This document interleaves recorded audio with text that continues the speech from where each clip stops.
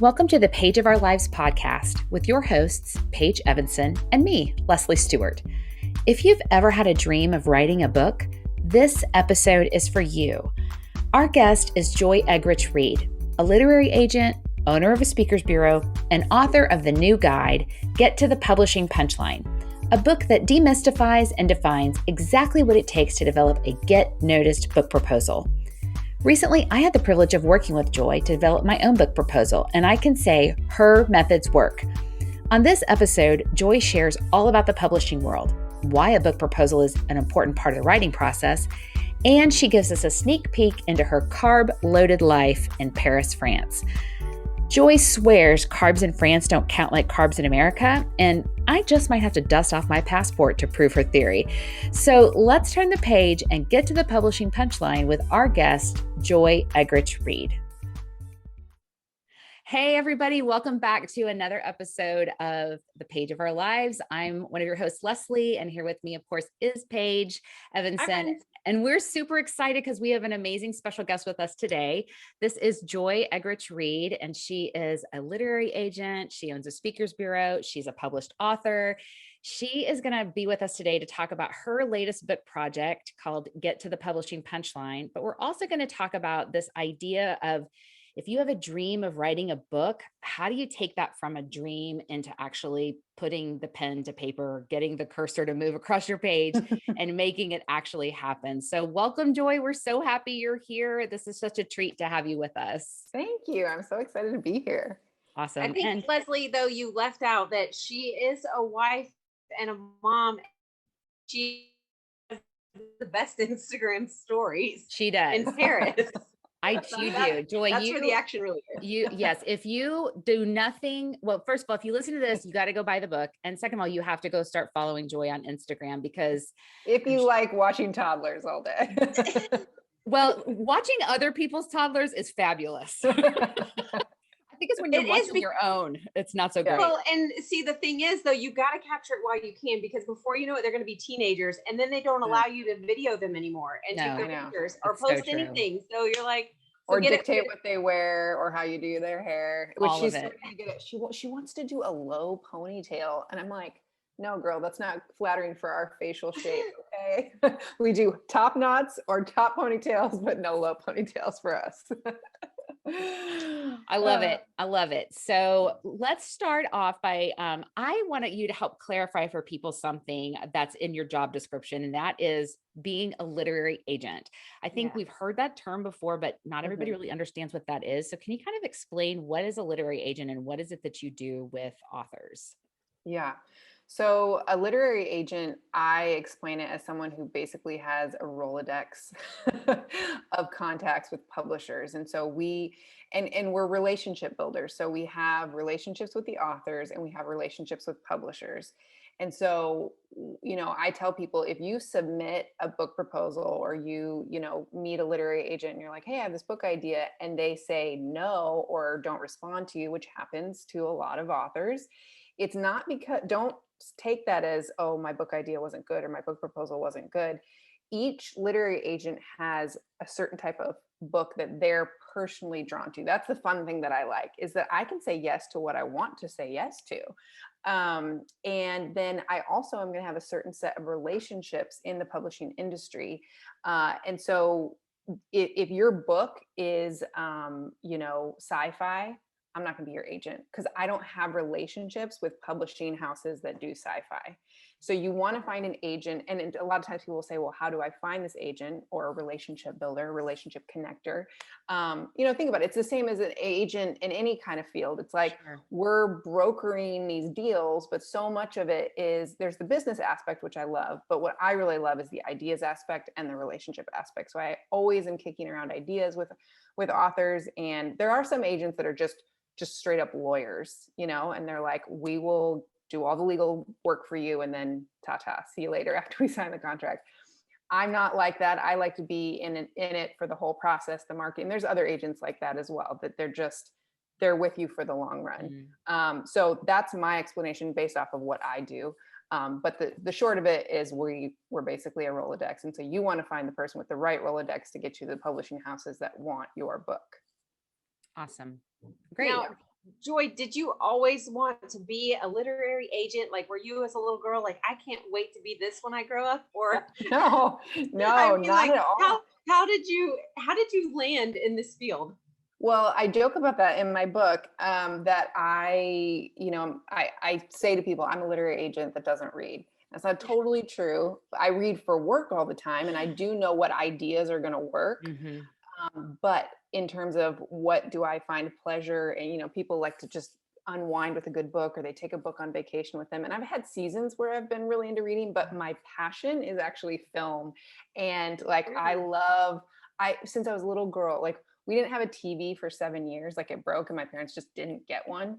And so then when we got one again, I was just like, oh, and my husband makes fun of me. He's like, you'll just hear that like dun dun dun dun dun dun dun dun, the lion roaring, and I get butterflies still. I don't know what it is. So the short answer is no. Like I didn't think I was going to do this, but my father is an author, and so and I was also a communication studies major. So I never felt smart growing up. I wasn't a bookworm. There were so many people that do what I do are just book lovers. And so that's where I feel a little like odd man out sometimes, because I just always kind of felt like, oh man, everybody else gets academia. Why am I always behind? And then I got to college and I was in communication studies classes, and I was like, oh, this makes sense to me. I'm good at something. And so I think the whole idea of communication and public speaking and just getting an idea out, that I know. And then my father was a published author, and I was just always around kind of this business and other authors. And then I became I could go into the whole thing. It's all in my book. But yes, I didn't think I was going to do this, but the business side and the communication side is what drew me in, and I love what I do now. That's so cool. This is not where we're going, but I'm like, oh, tell me more. Like, let's say I wanted to be like you when I grow up one day. How do we get into that? So you just start building relationships. Your website. Yeah. I love that. Wow.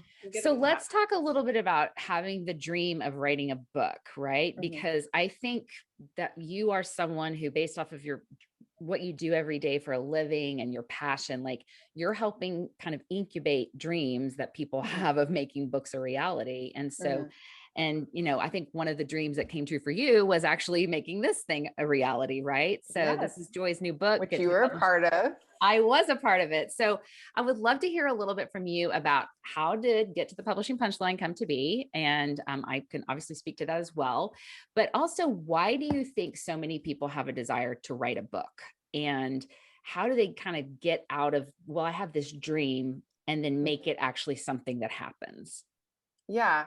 I mean, I think, as humans, I mean, I'm a person of faith. And so I think God designed us with passion. And so I think there's certain things that we're drawn to, and there's certain things that we care about. And if we don't, then we're probably dead or just living really passive lives. And so I think everybody has something in their head that they're like, I feel like I want to speak out about this, or I feel like my story could help somebody else's story. I'm 10 years down the road, or I've gone through this thing that somebody else is, and I have, hindsight is 2020, or I have all this wisdom, or, it's a theory, it's an idea, or it's a story that's in us.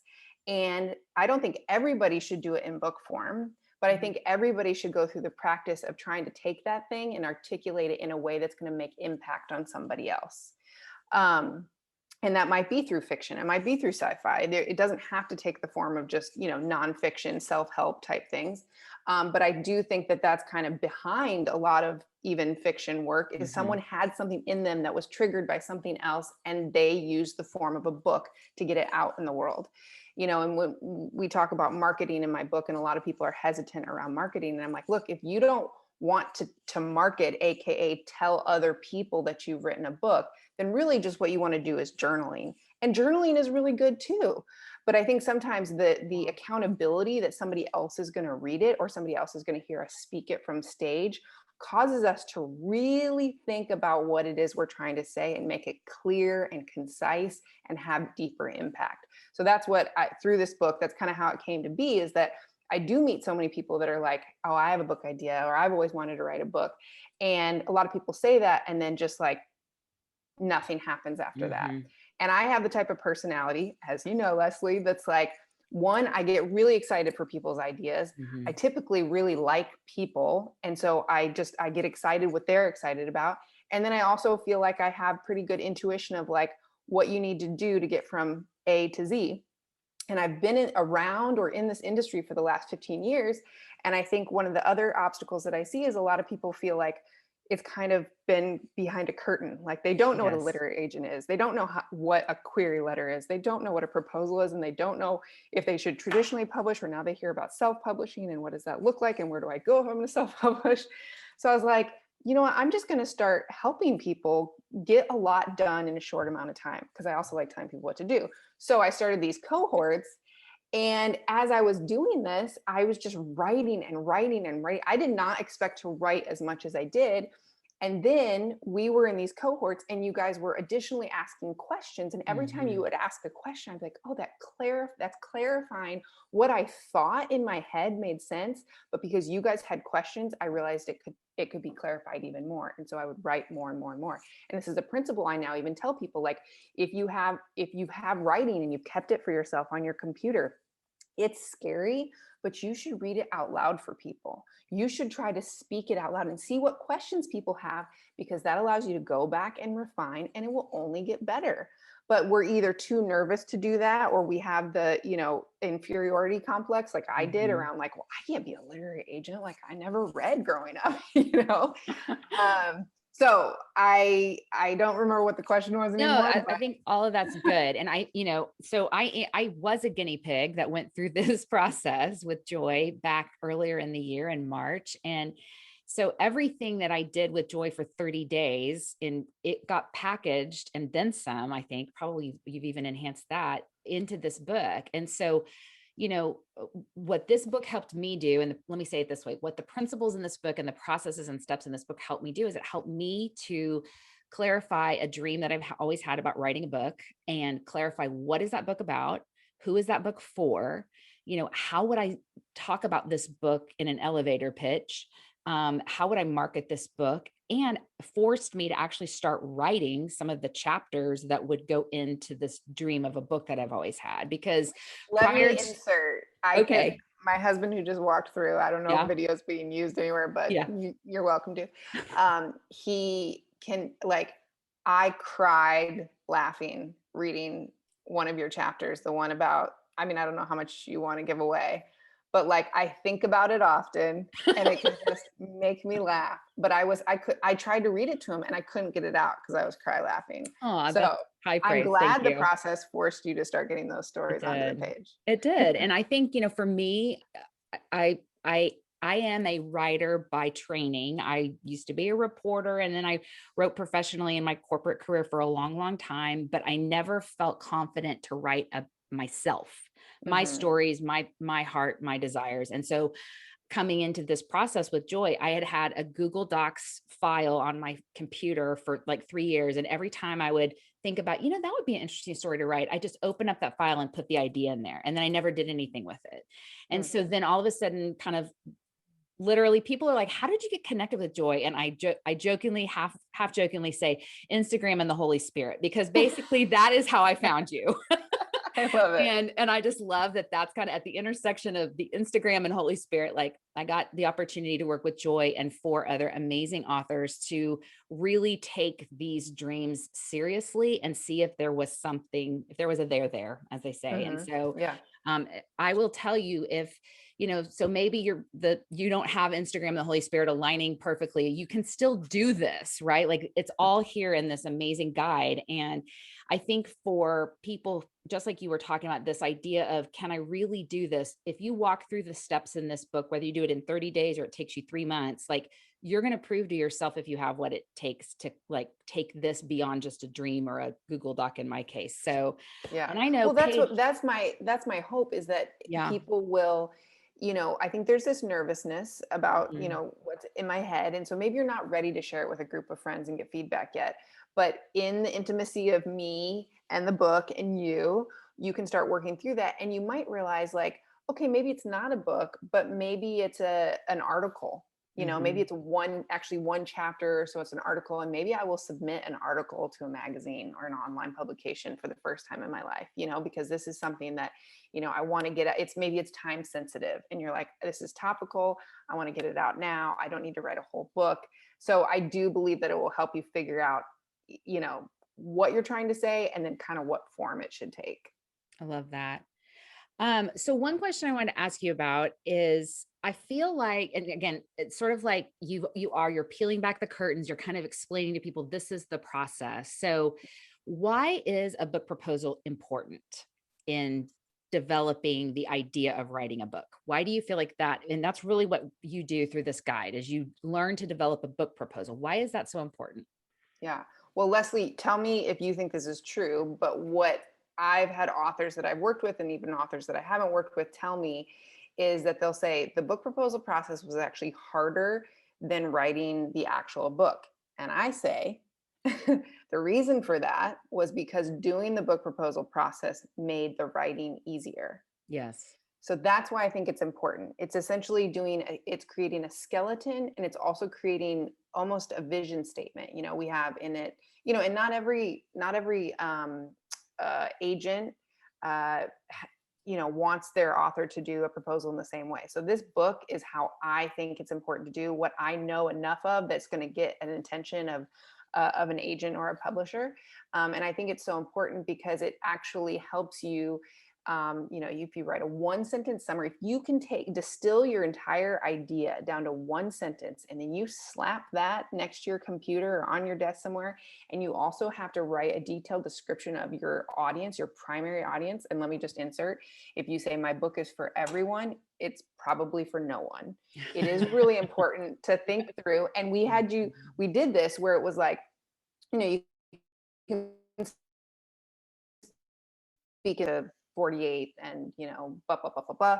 But I had you guys do a practice where you actually like created a character like Jennifer. She listens to NPR. She jogs every morning, you know. Yes. It's like, if you create that and like cut out of a magazine, Jennifer's head, it will impact it will make it easier because you're writing and you're like, hey, Jennifer, oh, hey, this is my 1-sentence summary. This is like the guiding light. And if what I'm writing right now doesn't support this, then I know I'm going off on a tangent. Yeah.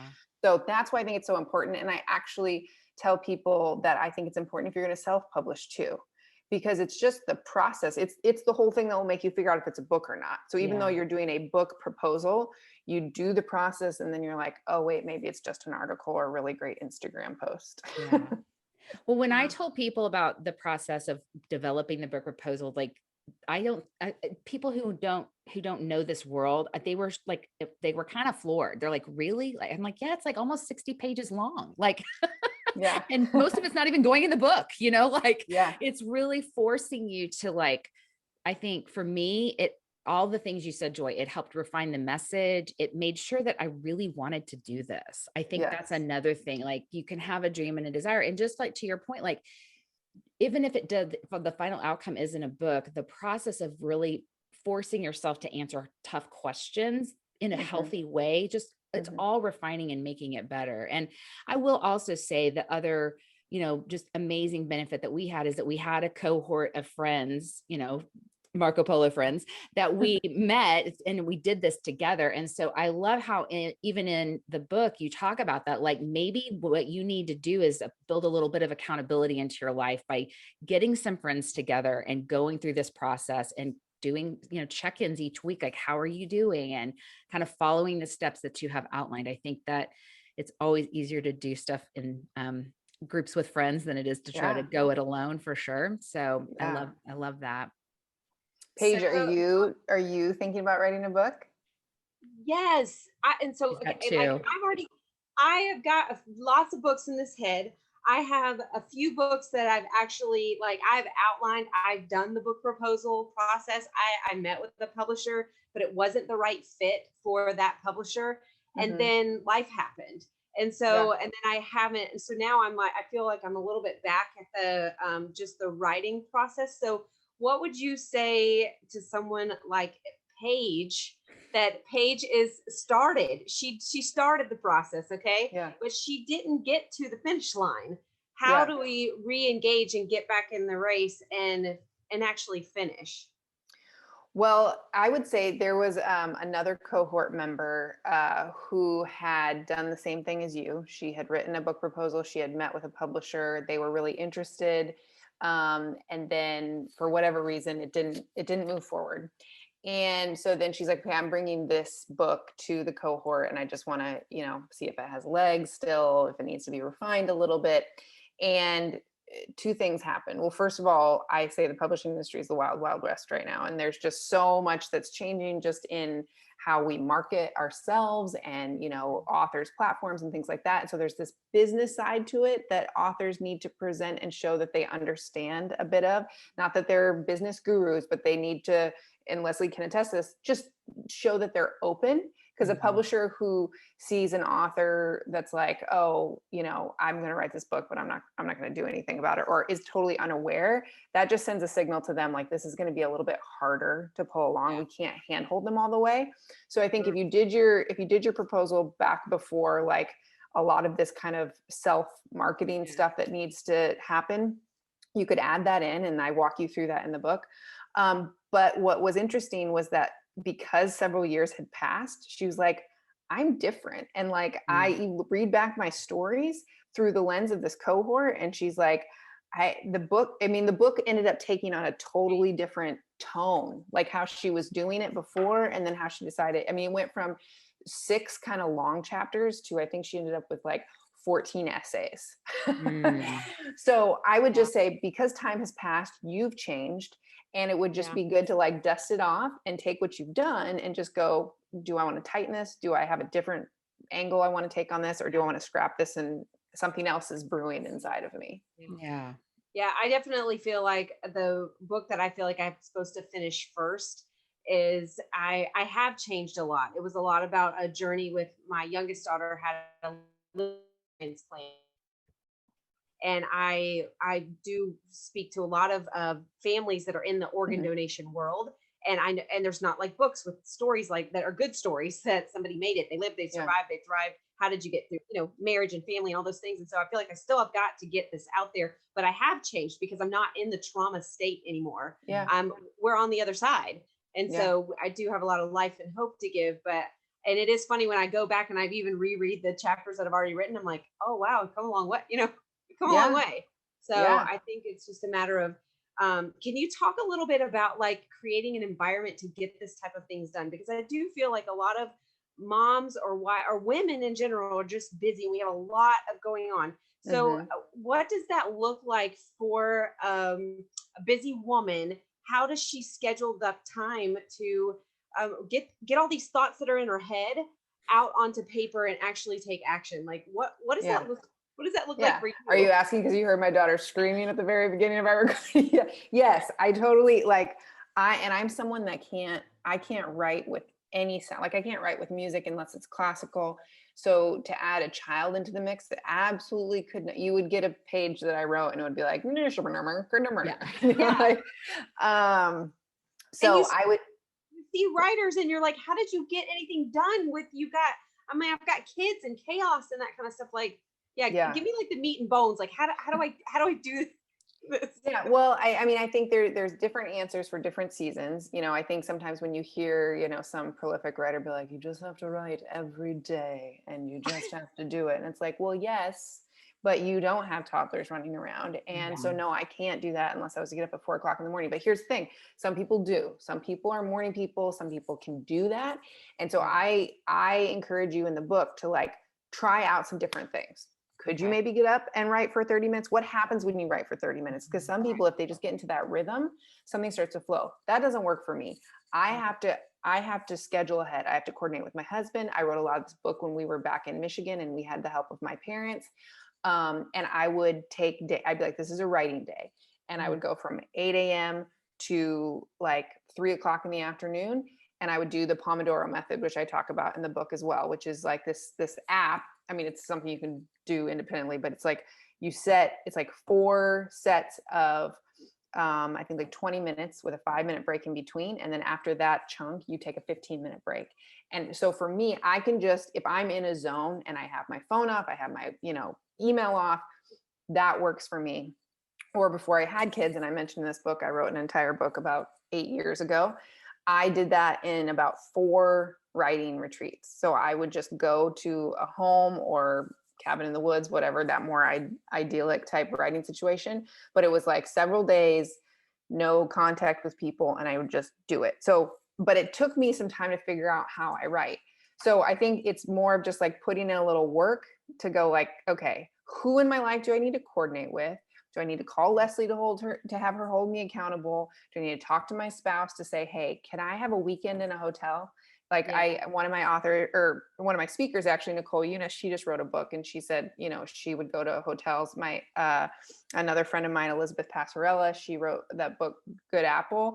And she said, I have to treat it like a job. I get childcare, I go to the library, and I work a full day. It is my job. That's how my husband sees it. So it just depends on, your season of life and what you're financially able to do, what your spouse is able to support you in. But I think you just got to try things and see what sticks. Yeah, I think that's great. Yeah. That's great advice, because it is different in every season, and what I'm capable of now that I have teenagers versus when they were toddlers. But I think it just comes down to scheduling it. It's just plan it out. So Yes. and there's nothing glamorous about it. I think that's the thing. Like, I want to get to the other side where I'm doing the speaking engagements and I'm talking all about it. And I'm like, can somebody else just write all these thoughts in my head and then put me on a stage and I'll be good. That's the phrase. I think I say it in the book. Writers love to have written. That's not my line. That's an old thing, but we love to have written. So it is work though. And that's why I think when anyone says, and it's hard, if you've written a book, and we've all written now, like, we know how much work it is. And so when somebody says like, oh, I have a book in me, or I have a book idea, it's hard to not be like, okay, tell me what you do. And that's really, you asked Leslie, like, why did you write this book? It's because I kind of want to like do this and get back to me. It does help with that, because when you are a literary agent or a speaking agent like I am, then everyone who wants to speak and write a book kind of comes out of the woodwork. And so I was like, you know what, I know that it will weed out for me, like, who's really in it to win it. And so this is really a tool actually to help me as well. Kind of weed out. It's true. What do you see are the most common pitfalls that new authors fall into? Like, what are the traps that, like, you're like, oh, there's a newbie, bless her heart. You mean someone who just has a book idea, or someone who's just published a book? Well, maybe both. Like the person who's like, you know what, I've got an idea, I want to publish a book. What do you see? Or like, they repeat these patterns over and over. What are some of those things that you see, so that as a new person coming in might be able to be like, oh yes, I do that as well, and maybe I shouldn't. And then I want you to switch gears to the person who actually has published. What do you see some of the problems that they typically have that they could avoid if they would do XYZ? Yeah, I mean, I think kind of to what I just said of like, going, can you actually flesh this out for me? I think one of the other reasons I did this for myself is because I can get excited about people's ideas. So if I have somebody, who has a personality like Leslie's, and they come to me and they're like, I have this book idea and and they haven't done any of the work, I can get really drawn in by a charismatic personality or a really good idea. And then that might not be the type of personality that actually can execute. And I'm like a stickler for timelines.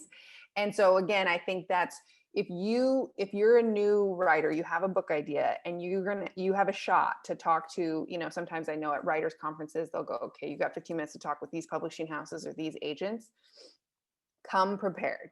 And that's what I'm not trying to plug my book, but that's what it is. Like, know the business side, and don't scoff at marketing. No, don't go, oh, I don't want to do, like, I don't want to be one of those Instagram influencers. You don't have to do a partnership with a car dealership to, like, it's not that. We don't have to sell our souls, but you have to show a publisher that that it's going to take some work on your part to let your community and the people who want your writing know that you've written a book. It kind of goes back to the thing of like people who would just be like, I'm just going to wait for, this often happens in faith communities. I'm just going to wait for God to send me my soulmate, and I'm going to stay inside and knit every night. Like, you gotta come to the table with a little bit of stuff, with a little bit of knowledge and experience. Yeah. For So sure. that would be, I think, a mistake that people, if you just spout off your good idea, but you don't have like anything written up, you don't have like a good elevator pitch that shows you have a scope of knowledge about the publishing industry, that can hurt you.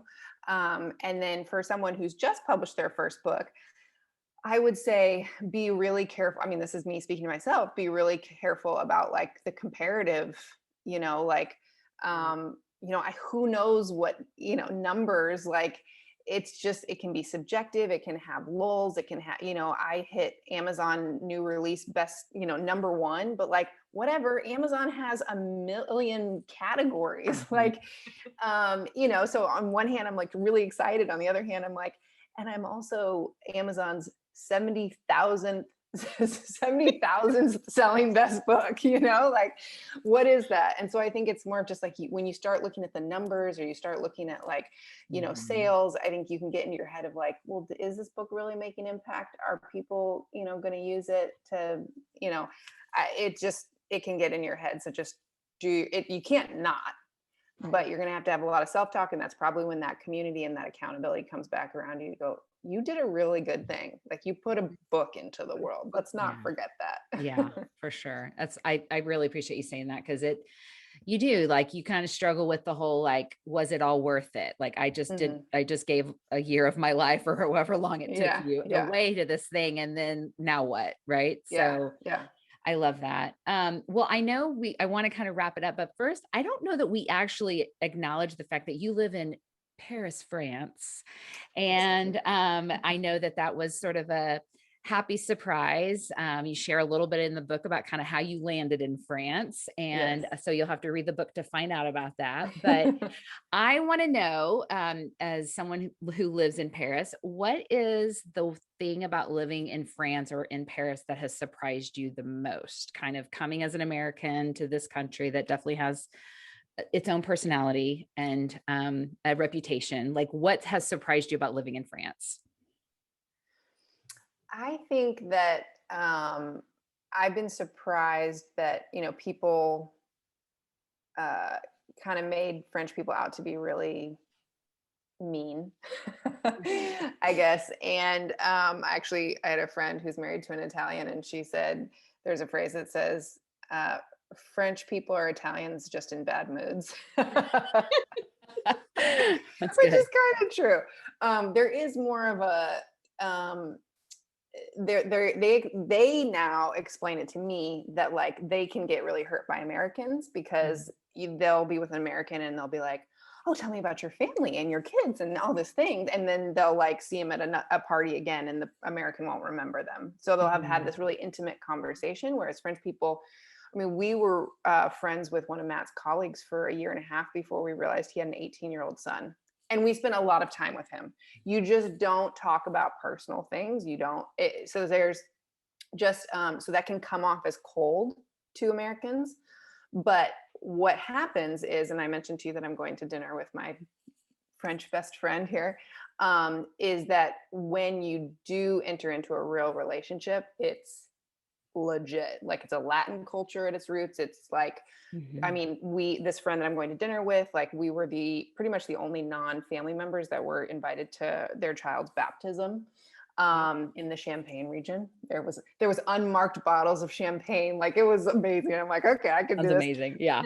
But it's just like, they will, once you're in, you're in. And so I think that's the thing that really surprised me, because I kind of just, when I did first get here, I was like, oh, they don't smile as much. And there's, but the depth that I have with this one friend in particular, I just know we're going to be friends forever. So that surprised me. What did not surprise me was how good the pastries and the bread and all. I mean, it's just not overrated. Like, it's so good. So you would say France is not keto friendly, basically, is what you would say. No, but here, and I could go, we don't have time to get into it, but it is different. Like, I don't find that like I can eat so much bread here. And then we went back to Michigan for 6 months, and I gained 15 pounds in Michigan. And I don't think I was eating more than I eat here. It's just like the food is like, you know, my fruits and vegetables will go bad after a couple days because there's not whatever we pump into them in America to keep them looking pretty and good. And like Matt was looking at some cheese when we were in America, and he's like, it's milk and then 14 other things that I don't know. And here it's like the ingredients on all the cheeses, like milk and thyme equals what you're eating.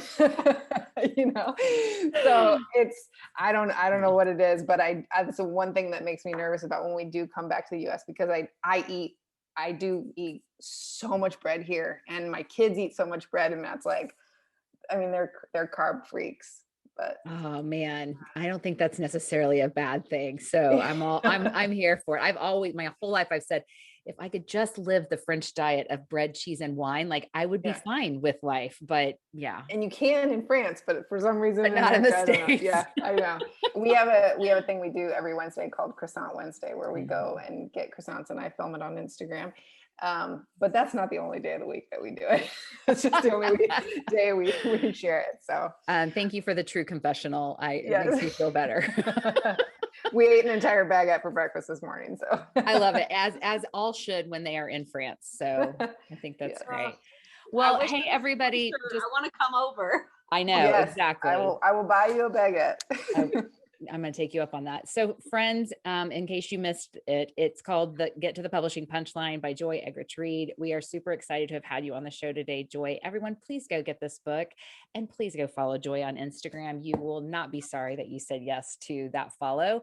And Joy, thank you so much for sharing your heart, your wisdom in this book, your friendship with me. I just cannot begin to thank you enough for all that you have just inspired me to do and continue to do so. And I hope that this helps inspire some of our listeners to make that book dream a reality. So thanks for being with us. Thank you for having me. It was so much fun. You are so welcome. All right. We'll see you guys next time. All right. I'll eat some bread. Bye. Well, that closes another chapter on the Page of Our Lives podcast. Did you know we're on Facebook, Instagram, and YouTube? Well, we are. Just search for Page of Our Lives podcast. Curious where to find things we mention on the show? Check out our show notes on our website, pageofourlivespodcast.com. And if you liked today's episode, be sure and share it with a friend. And we would love for you to leave a rating or a review in your podcast player. Thanks for listening, and we'll see you next time.